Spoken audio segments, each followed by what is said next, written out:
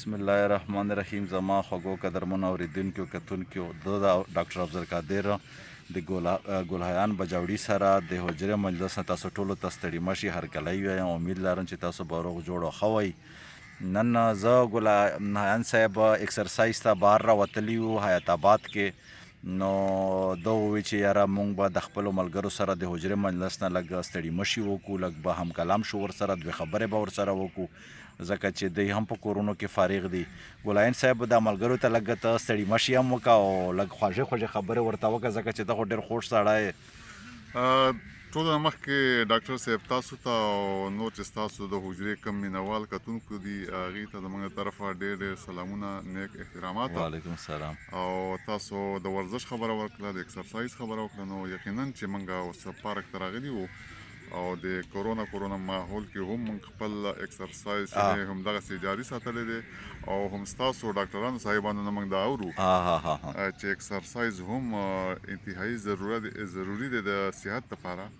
وایي چې کوم د دې قوت مدافعت امیونټي سیستم وي هغه مو دې سره لکه مضبوطیږي. بالکل. او بل دا دی چې سړی اوس فرش شي، تازه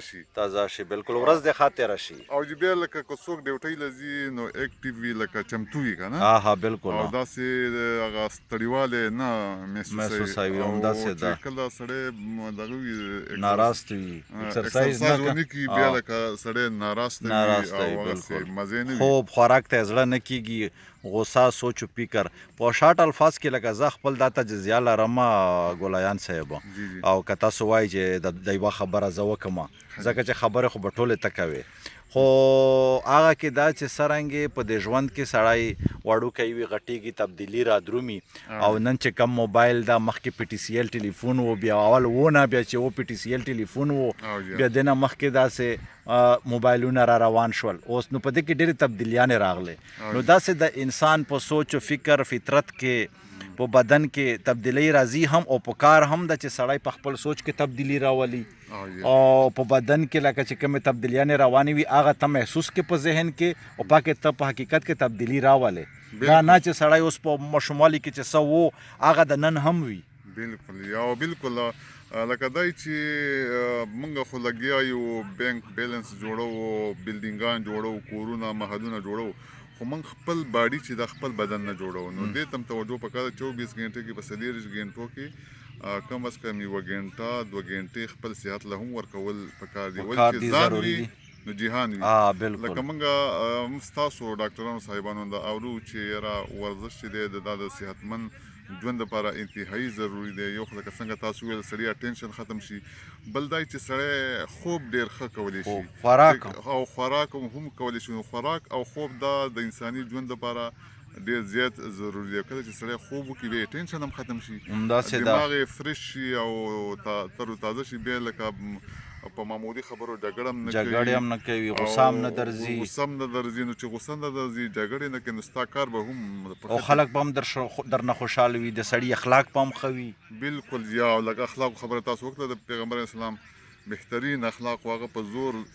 زبردستۍ څوک نه دي مسلمانان کړي، هغه زیاتره په اخلاقو باندې خلک مسلمان کړي. نو یقیني خبره ده چې سړي دماغ فرش وي نو بیا لکه جنګ جګړې نه کوي. او چې نه سړی په ټینشن کې وي، څه د ډیوټۍ ټینشن وي، څه د نور کور ټینشن وي، څه اوس د دې کرونا دا چې کوم الله دې دا وبهي مطلب د ټولې دنیا نه ختم کړي. بیا په خاص توګه زموږ د پښتونخوا نه یو منټ په چې هغه چې دا ګلایان صاحب په کرونا باندې هم خبره کوو، نو دا ملګري تاسو د خبرې د ګلایان صاحب هم اورېدې، او زما هم دا خواسته ده چې تاسو که په پاکستان کې دننه یئ که په بهر یئ، هر یو پښتون چې دا په د پښتو زموږ په ژبه باندې پوهیږي یا که نه وي په ډریس کې خو مې ویني چې دا د اکسرسایز په ډریس کې دي، نو دوی ته پکار ده چې دوی ورزش وکړي او په د 24 غنټې کې یوه نه 2 غنټې دوی ضرور وباسي. ګلایان صاحب ته د کرونا خبره وکړله، په دې باندې هم لږ 2 خبرې وکړه چې تاسو د ریپورټینګ کوئ، نه زیات شوی ده کم شوی ده. ډاکټر صاحب تاسو ته به بیا زما نه ډېره ښه پته ولي چې تاسو هسپتالونو کې فرنټ لاین باندې تاسو د فرنټ لاین مجاهدین یې مهرباني. نو زیات چې موږ چې کوم ریپورټونه روزانه ډیلي بیسز باندې روزانه په بنیاد چې کوم ریپورټونه موږ ته راځي، نو کې خو ورځ په ورځ اضافه روانه ده او ډېره تشویش خبره ده. او د هغې بنیادي او غټه وجه دا ده چې زمونږ پاکستانیانو به په خاص توګه چې کوم پښتانه دي هغه بیخي احتیاط نه کوي. که چاته ووایي چې یاره ماسک اچوه هغه درپسې بیا خاندي او چې لاس میلاوه ستړي مشي کوې ورغاړه راوځه ته به لاس نه ورکړې یاره چې خیر دا دغه لږ احتیاط وکړه هغه به داسې ځان ته به دې راجوخ کړي غاړه به درکړي مړه وایي ایمان دې کمزوری دی که نه. صحیح لکه موږ چې کوم اورو لکه د طبي ماهر ستاسو ماهرینو نه موږ اورو دا یي چې دا که یو صحتمند کس یو هغه ته دا کرونا وبایي رنځ څه نه وي خو هغه ته کولی دی هلته پته هم نه لګي خو د هغه په وجه بیا نور چې کور کوم مشرانو ته دغه شي ولګي یا کور ته یوسې که نه تا ته که نه ولګي کور ته یوسې نوره کسانو ته ولګي نو هغوی بیا لکه ژوند په خطره کې شي که نه. صحیح خبره کوې. نو بیا دغه واقع زه دا وایم چې یاره که څو داسې مونږ دا فکر دغې طرف ته وساتو که نه چې یو خو د سوشل کم ډیسټنس ته په منځ کې فاصله ما ته خو د کیمرې دپاره لږ سره نږدې یو خو چونکې بیا هغه چې بیا لرې شو بیا مونږ په کیمره کې راځو نه بل دا ماسک اچول په صابون باندې لاس وینځل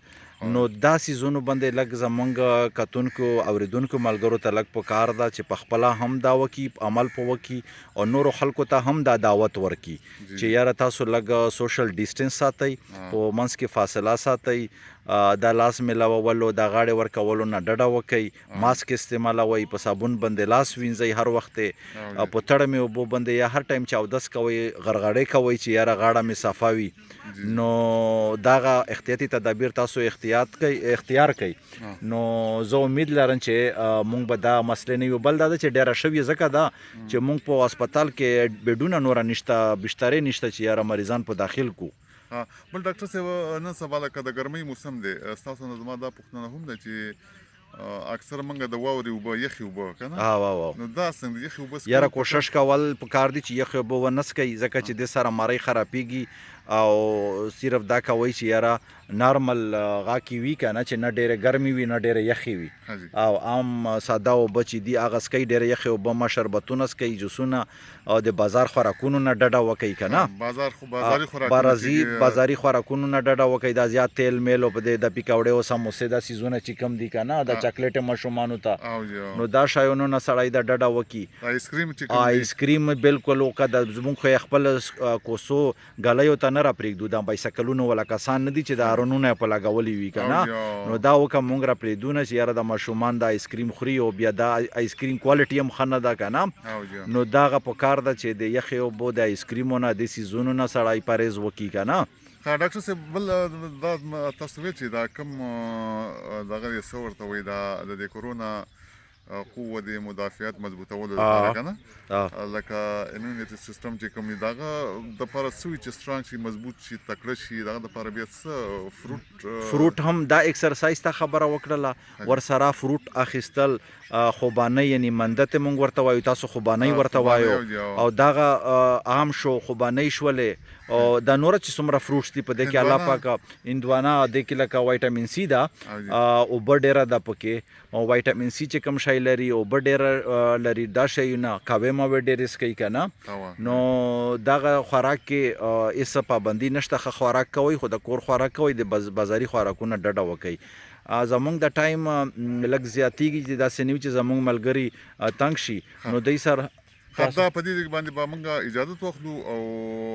سلامونه به وکړو نو صحیح ده او بل به دا وکړو چې بیا به بل وخت دوی سره بیا دا سترګې الرجي نه ده زما ډېر زړه کیږي که نه چې په دې خبره وکړو